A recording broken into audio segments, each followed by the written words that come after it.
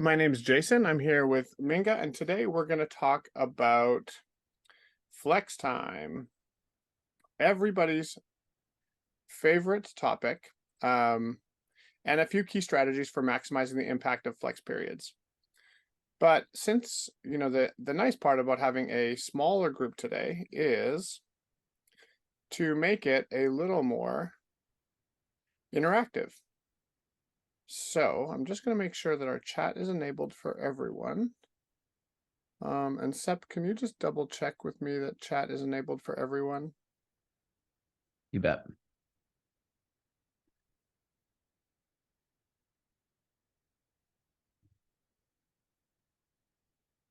There we go.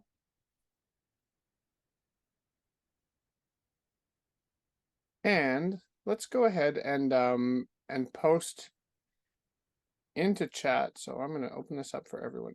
There we go. Attendees can chat with everyone too.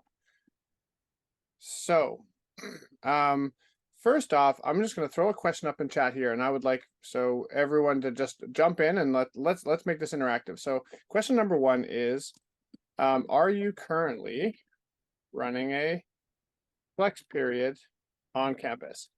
So super easy. Just go ahead and throw a yes or no into there, and we'll get a little bit of information out. Yes for 9 to 12. Yes, nice. Oh, Tucker's just getting started. I like it. Okay, everybody's running flex. All right, second question is, how many flex periods do you have per week? So one period every day, one flex per week. So Tucker, just to clarify on that one, does that mean one per week, or one period per week, or one period per day? And Christine, maybe just clarify on that. I know I said per week, but just to make sure we're on the same page. One period per week. Okay. Okay, third question is, when do students choose what they're going to do during that period? So and you can elaborate on this too. So like at what point during the process are students given the opportunity to choose what they're doing, or are they assigned? If you can elaborate too, if they are signing up for things, or if they are being assigned to things by teachers. So class 2 required students choose by Tuesday at 4. Usually periods are open on Friday, the day prior. Awesome, I love it. Home days assigned 1 time per week. Students typically use that day to self-schedule. Christine, we have not. We're just starting to explore this, and okay. Well, the first 7 minutes of the period, Heather. That's an interesting answer. I really want to elaborate on this. Okay, here's let's get into some fun questions as we get a little bit on this. Okay, what drives you or your admin team the most crazy about flex periods? We don't have to think too hard about this. What's the first thing that comes to mind when you're like, this is the biggest challenge we have about our flex periods? Wandering Aaron. Students that don't sign up. Accountability. Man, these are good. Wandering the halls.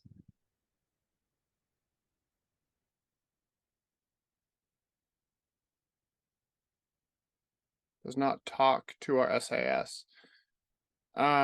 Maybe Desiree, could you elaborate on, do you mean by like rostering students so that we, know kind of what students are current on your campus, or like, what do you mean by talk? If you don't mind throwing a little more in, that would be like super helpful. And Aaron, on the wandering the halls, elaborating on that question, that's a great one. I hear a lot of people talk about wandering the halls during flex, and so we can have the opportunity to dig into the things that are important to you guys. So when you say wandering the halls, is that because students don't know where they're supposed to go? Are they kind of playing, a little bit coy about it and just not giving themselves a place to go, or what do you mean by that? Yep, everything is manual in our Flex system and must be separately uploaded to Skyward. Desiree, for Skyward, do you know if you're using SMS 2.0 or cumulative from Skyward? Okay, good to know.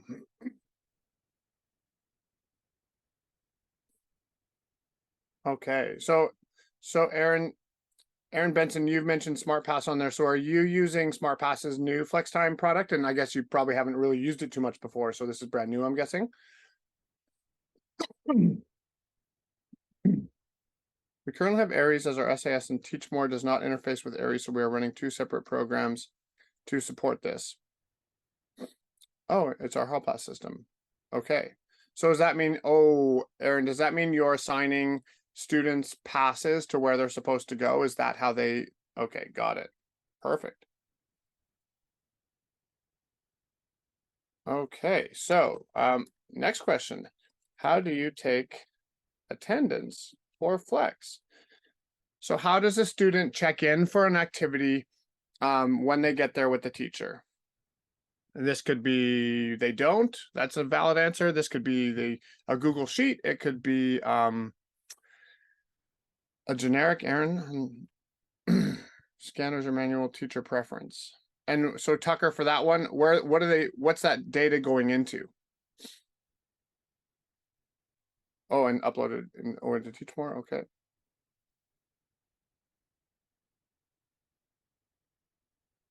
Okay, groovy. Love it. Well, let's get into some stuff, and I'm going to make this a little bit interactive. And we have a presentation that we will share here. But I'm also going to actually just interface a little bit more on inside of Minga for some of this stuff as well. So couple things that we are learning as we're really diving into working with a lot of schools on helping to optimize Flex. There's kind of 3 main areas that we hear schools are really struggling with when it comes down to Flex period. One is the flexibility and ease of admin and teachers assigning students to places that they need to be. So Flex is of course wonderful, but sometimes we have students that need to be at they need to be at math tutoring because they're struggling in math, or they have a remediation scheduled during the Flex period, or even maybe a consequence or a detention, and those students need to be assigned there. So one thing we hear a lot about is just the efficiency and a simple process for teachers or admins to assign students to places that they need to be. From there, then for the students that have the ability to choose, is also making a simple process for students to register for places they want to be.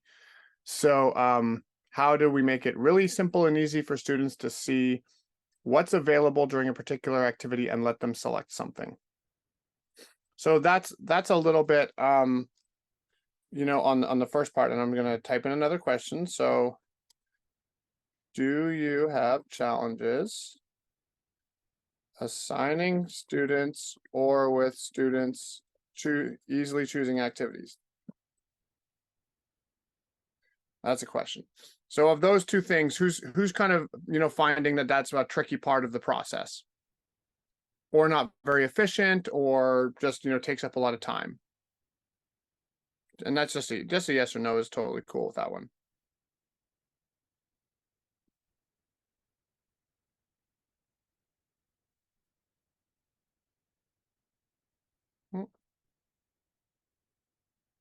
It's chasing students around every time. I like that, Heather.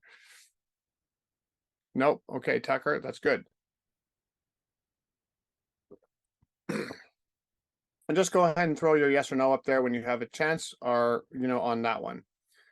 The another area that we hear a lot of people talk about, and this is the precursor to students kind of randomly or aimlessly wandering around the halls, making it very easy for both students and for staff, if it comes down to that, to know where a student is supposed to be.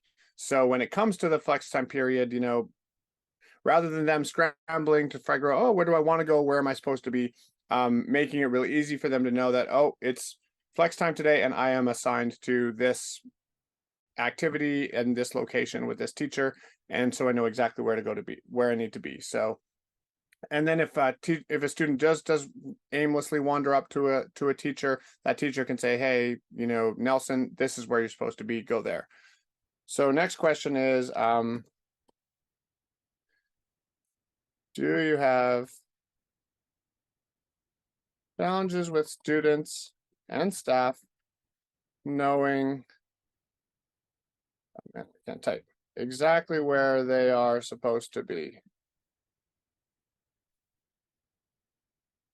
So that's that location clarity, just everyone knowing exactly that it's flex time period and this is where I'm supposed to be. And just go ahead and throw your yes or no's up in there. There's a yes. And this is usually why it's so easy for students to randomly wander the halls, is because they haven't been assigned anything, or they don't have the ability to easily see what they've been assigned to and where they're supposed to be. And this is a in the moment challenge too, because it's it's very easy for the students to just leverage apathy to kind of pretend that they don't know where to be. Awesome, there's some yeses. And then the last thing is, once students go to places, is properly reconciling and then easily viewing through reporting or even in real time that students are where they're supposed to be or have gone to where they're supposed to be. So it's basically reconciling attendance. What students checked in to where they were supposed to be or where they registered for, and then what students ghosted on the class today. And let's make it really easy to do that reporting and get that information available. So last question for this part on the challenges is, do you have challenges reconciling and reporting on flex attendance?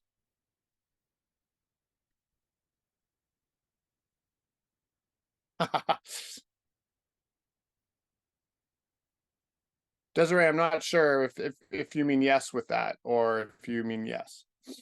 A yes with an exclamation mark. So I like it. So and if I scroll back up, Desiree, just to grab again, you're using my itinerary. Now, Desiree, this is a little bit specific to you. Aries is quite flexible and supportive in the upload and processing of manual attendance data with like files and lists and stuff like that. So I don't know if you've gone down that path, or if it's your current Flex product that you're struggling with taking the attendance in. But Aries does tend to be a pretty open API and pretty flexible with some of the attendance functionality on using lists to upload back and forth. So I don't know if that's helping or if you're kind of stuck in that part. Oh, sorry, Aries, Desiree, I thought you said Aries. Oh, you're into Skyward. Oh, sorry, never mind. SMS 2.0 does not have that flexibility. So my bad. I thought you said Aries before, and I got confused on that. Okay, so that's great. So let's there's sad face. We do have some content available for SMS 2.0. And so like I will point you to some resources. I mean, obviously, some of it's Minga specific in its content, but you could take some of the workflows through there and adapt them to your product if you need to the product you're using. So we do have a little support with that. So let's talk about then like kind of making it simple. We break Flex up into a few kind of what I'd call four processes. Step number one is define those periods, so it's very easy for everyone to see on campus when periods are. Step two is for admins and teachers to make activities available for those periods. Step three is then for students to either get assigned to periods by admin or staff, or get assigned to activities within a period by admin or staff, or when available for students to choose the activity that they're going to. And then the last part is, of course, make it very easily to check students in for the activities when they attend, to redirect students when they try to check in for things that they're not supposed to be at, and then reconcile that attendance and even upload that and integrate that into your student information system or wherever you need that attendance data to go. Depending on your state reporting requirements and how you need to log these hours, that is going to change school to school and sometimes district to district. So there's no standard process for that. We have lots of schools that don't need to reconcile or get that attendance data into their student information system because they already have enough educational hours logged during the week. But we also have other schools that need the hours counted, and that's going to determine on where that attendance data needs to go. So step number one is just creating periods first. And I'm going to walk through this in Minga, but a big part of the best practices, no matter how you're doing this, but what we're seeing when schools are having success with Flex, is making sure, well, let's put it this way, finding the sweet spot window of how far in advance you should be planning, but still keeping, but not planning too far in advance that you're taking away that, power and element of choice, and adaptive choice to what students need or what's kind of relevant to what's going on campus right now. So we find, as we're working with schools, we find that window somewhere between kind of 3 days and 2 weeks. So you'd be planning, up to 3 days in advance, and or as close as 3 days in advance, and then up to maybe 2 weeks out into the future. That tends to be a sweet spot. So one thing to be looking at, and I know someone mentioned earlier that we have students choosing where they're going for the first 10 minutes of class, and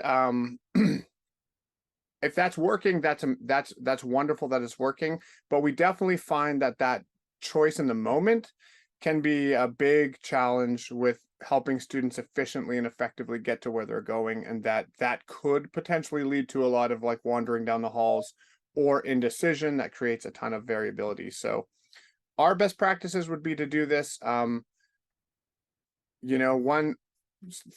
days to say 6 or 7 days in advance. And in Minga, that process is very, very easy for creating those periods.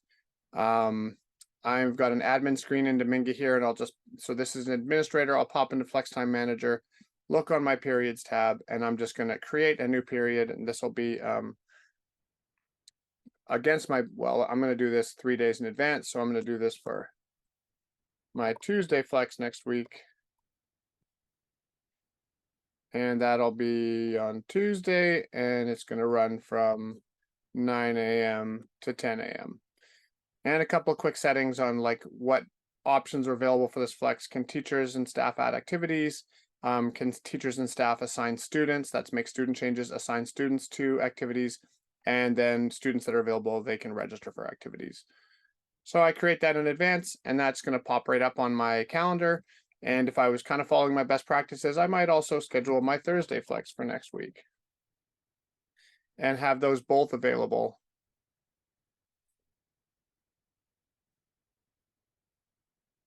In my calendar, so they're showing up in the calendar ready to go. Obviously, if we're putting it too far in advance, then we're going to end up doing with students and staff making a lot of changes during the week. So you don't want to go too far in advance. You could schedule the periods. You could schedule your period calendar for the foreseeable future, but you don't necessarily want teachers scheduling their activities that far in advance, or definitely students registering, because then the relevance of Flex is going to go down. So focus on that 3 to kind of 7-8 days in advance, and getting people to pre-register or get pre-assigned to those activities. And you can see I've got my Thursday Flex today on the 7th, and I also have my next Tuesday and my next Thursday scheduled out as well. So step number 1 is just creating those periods. Pretty straightforward process, and hopefully that's a process that's fairly straightforward for you. Oh no, Desiree, just to follow up on your question there. Nope, that's not true at all. Skyward 2, so SMS 2.0 from Skyward has some limitations on uploading attendance files. but we can work with SMS 2.0 with Skyward, no problem. But it does have, yeah, the limitations are more around some of the functionality you can do with Skyward itself. So once we've created those periods, these are going to show up on our calendar now. And the next step, if we kind of got windows open all over the place, looking at what our next step here, there would be. There we go. Is creating and making activities available during these times. And so making activities available is a function that can be done by staff or by admin. So admin can also have activities. You'll notice that I'm logged as an administrator on Chrome right here, but I also am offering an algebra skills activity for this afternoon. And if I want to go ahead and as an admin and schedule my activity for my Tuesday flex, I could pop in here too. And based on the templates that I've already created, I can also offer a study hall coming up for Tuesday. As a teacher, and I'll just pop into a teacher view here. So this is my Simpsons demo, and I'm logged in now as Miss Krabappel. And I can pop into my FlexTime manager, and I can do the same thing. I see a much more streamlined view as a staff member. And the first thing I'm going to do is create activity templates. And these are the templates of the activities that I'm going to, will frequently reuse through the year. So when I create an activity template, I get all sorts of options here. Let's see, I'm going to do a chemistry lab experiment. And today we're going to make flubber.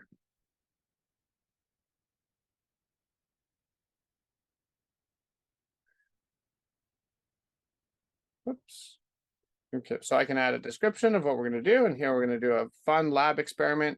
I can do that down as what we're going to be doing here, and I'll put this as an other because it's going to be fun, and we're going to do it in lab B25. But flubber is a very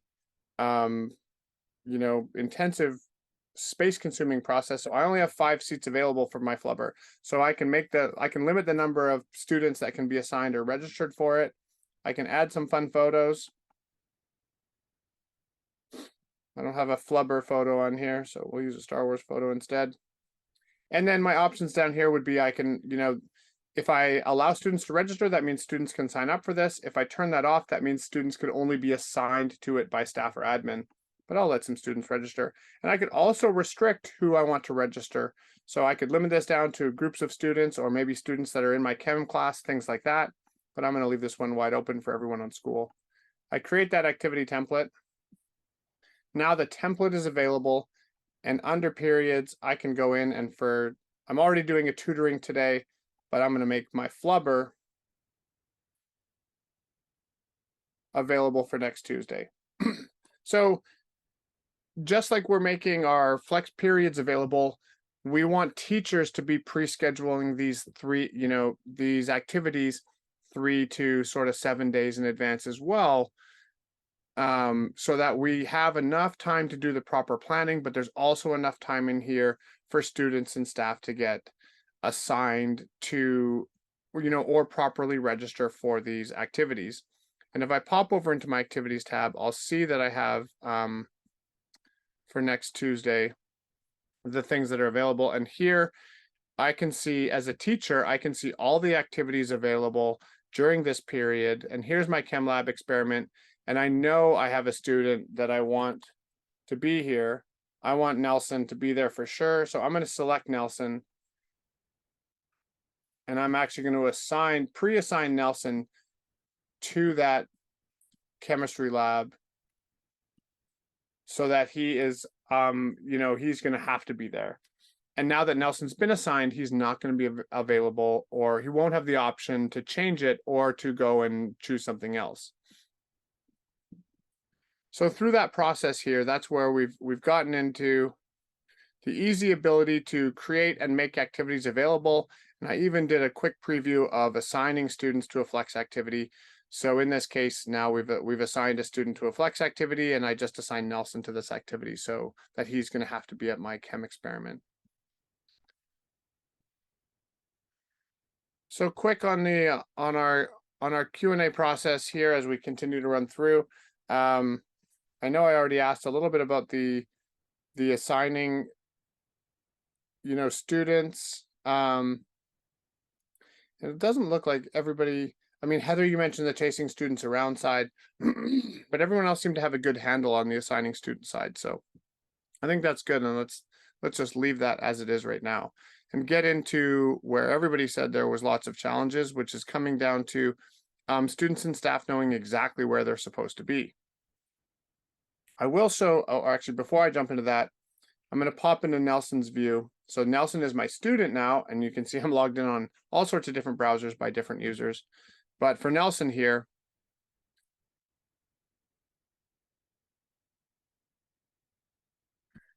when Nelson pops into his student tools and clicks on FlexTime, he's going to see that he's been assigned to that chemistry lab experiment. But I actually, let me come back to my FlexTime manager for the teacher. So this is Miss Krabappel, and she's going to make an activity available, some more tutoring available on my Thursday flex next weekend. And then if I go back to my admin tab, I'm going to make some other activities available here.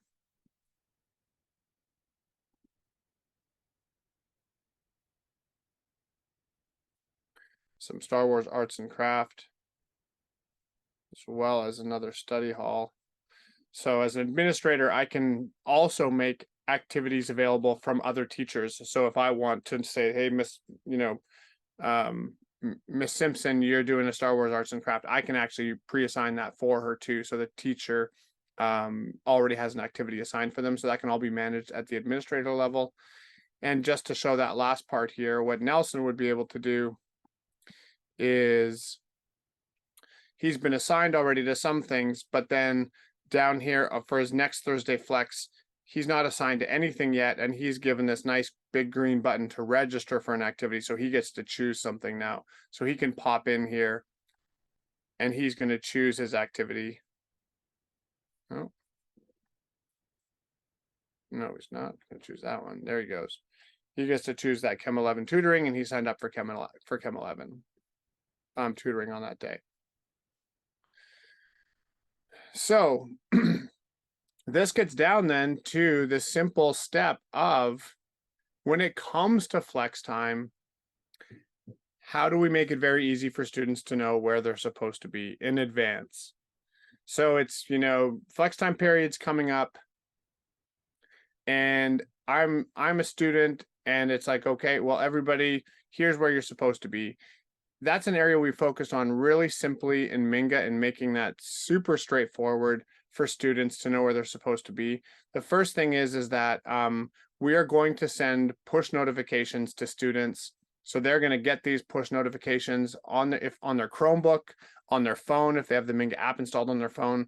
But you can see here that Nelson has been pushed notifications that saying he's been assigned to a nature hike. And also that he's been assigned to a chemistry lab experiment, and he's getting those push notifications to him all the time. So he's getting real-time updates when he's being assigned to things. But when he pops into Minga and logs into and clicks on student tools, he just clicks on the FlexTime tab, and his FlexTime schedule, as well as the activities he's either assigned to or registered for, is very clear for him. Including the time of the flex period, the date and time of the flex period, what activity he is registered or assigned to, the teacher, and the location. All makes it very, very clear. If he's been assigned, you'll see that he sees the little lock tab, and that means that is locked for him. He's been assigned to that. But if he's registered for something, he does have the flexibility to change where he's going if you keep that flexibility open. But you can also, as an administrator, and you'll see through that process here, if I want to, I can actually come into a period as a FlexTime administrator and I can edit that period and turn off those options for students to make changes. So now it's locked for students, open for teachers and staff, so that we don't have students trying to make changes during, right during our activity, or that flex time period coming up. So if I refresh Nelson's view, now for his flex today coming up at 11 o'clock, he's registered, but it's locked, so he's not able to make changes anymore. So that whole process of making it very, very simple for students to know exactly where they're going to be, and a teacher can have this, a staff member can have this view for a particular student as well.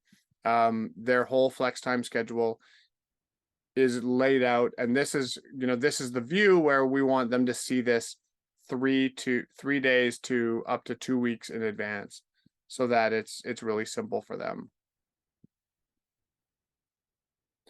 So quick question on this, because this is our first year with the Flex module out, so we're always actively capturing feedback, and really always interested and excited to hear people's thoughts on this. So my question would be, does this look like a simple way for students to see where they are supposed to be? And then I'll open up the floor a little bit to some questions and stuff like that as well right now. If that looks nice and simple and straightforward. Flex is a challenge, because at the best of times, flex time is very complicated and confusing. So our objective here is really to provide clarity into the process, but also best practices that can be used. And the big one for this is kind of coming back to it, try to do the best you can to schedule a little bit in advance. And a little bit of a hack that you can do to help with the students not choosing or not being assigned to things is, you could a good option might be to create a default flex time calendar or schedule that has students pre-registered for a bunch of activities. Maybe it's to their homeroom, they're pre-registered for their homeroom, or they're pre-registered to particular study halls. And in that situation, the advantage of that is that if a student chooses to do nothing, they don't register, they don't go in, they don't choose anything, they still are assigned somewhere. They still have somewhere to be. And that can be a big hack as well. And we do have a great process to do that in Minga, because you can pre-create a default flex time period schedule that has, maybe 20 activities, and students are pre-registered for all those activities. Because they're pre-registered, you can leave it unlocked for students so they can still make changes, or staff can still assign them to other places. But if everybody chooses to do nothing, all your students and even your staff already have activities and places to be, and they're pre-scheduled for it. So that can be a really good place. And then in Minga, when you create that default template, so there's some certainly work to be done to get started. You go through and schedule everything and create the activities by teacher, add them to the period, and then go in and upload lists to pre-register students to particular activities. But once you've gone through that, you can clone that entire period and make that available then. So I'm going to make this available for my my Thursday flex, but I'll just put it way out here on the 21st. So I'm making that entire period available, and that's going to carry over all of the activities, all of the registrations, everything else is going to get cloned over into that period. And that's going to make it very easy for you to set up a default template so that everyone has a home to be.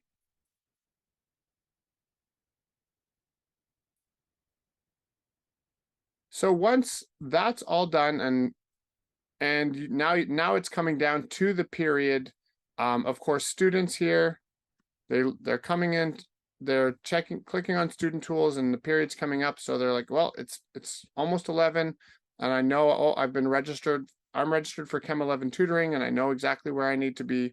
Students are on their way there, and now they come into Miss Krabappel's activity, and it's up to up to Mr. Boppel now to check them in and take attendance for that activity. So very simple for the teachers to do here too. They're going to pop into their FlexTime manager,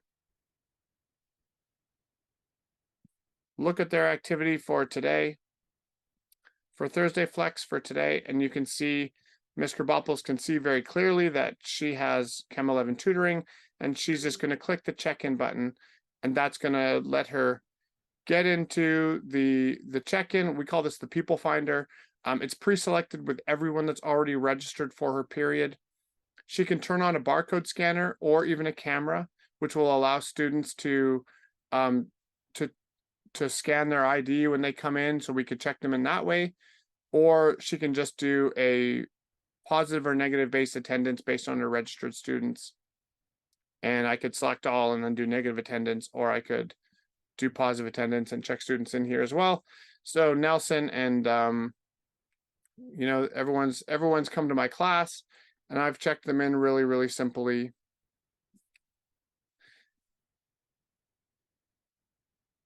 And now I'm done.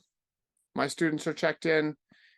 And at the end of the day, what admin can see on the dashboard for FlexTime is we can also see very simply, here's my FlexTime period for the day, as well as all the little cards for all the activities available. And I'm going to get real-time data on students that are all checked in for those activities. So I'm able to see in real time. This is actually changing. So we just have a release coming out shortly that will also give you all of the students that haven't checked in, as well as a one-click into all the students that, if needed, are not registered for that particular period coming up. So you'll see your unregistered students, checked in students, and not checked in students. And then you'll be able to click on those to basically dive yourself right into reports. So you can see detailed report data on a per period, per activity, or per student for everyone that is, you know, that has or has not checked in for all those activities. And you can see it. This is a history report, so it's showing all the activities of everyone checked in or not checked in. If they were registered or for assigned to a particular activity or period, as well as their status. And so here we can see the status. These are students that are still absent from this period, but I also have students that were checked in, as well as a timestamp for when they're checked in. And when it comes to reconciling for attendance APIs with student information systems tend to be very light. But in most cases, and this is where I think, Desiree, you had some questions there. In most cases, you can export this information and then upload these files leveraging the timestamp to automatically update your attendance system and your student information system, for example, within Aries. In some platforms like Skyward, SMS 2.0, although cumulative from Skyward does have some options, SMS 2.0 has limited options for this. There are a couple of other steps you might need to work through, including like small scripts that will help automate this, or work with your IT department to integrate those scripts into some automation to do these processes as well. But all your attendance data would be kept here very flexibly in Minga, and that's where you could do a little more interactive reporting. But when it comes to time to upload this into your student information system, you can export the data on a per period basis and then integrate that into, add that to your SMS based on status and check-in times. And we have lots of support content and data and best practices guides for that on a per SIS basis, and you can certainly reach out to us for support on that. So that walks us through all of the different parts of Flex, and some glimpses into how we do it, but also some best practices no matter what platform you are using. I have a few minutes for Q&A here as well. I know we're right at the end of our period, so I'd like to just say thank you to everyone. And if you have any questions, feel free to throw them up on the board here, and happy to take a couple questions or dive into any particular processes. You can always access us at minga.io. So you can see, we'll have this information posted and available at minga.io. But also you can, if you want to see more information, there's a link right on our website. You can sign up for a demo, and we're happy to talk a little bit more about how this might integrate into, your school, how our platform could integrate into your school. But if you're using a different platform and you just want some tips and tricks, we also have all of our blog articles, and our support content is also available, and anyone can actually look at that. So, all of our best practices and guides are openly available. So, with that, I'd like to say thank you to everyone. And I know it's Thursday, morning, and school's getting started. So really appreciate you joining us today and taking the time to meet up with us today. And I hope you all have a wonderful Thursday. Thank you so much.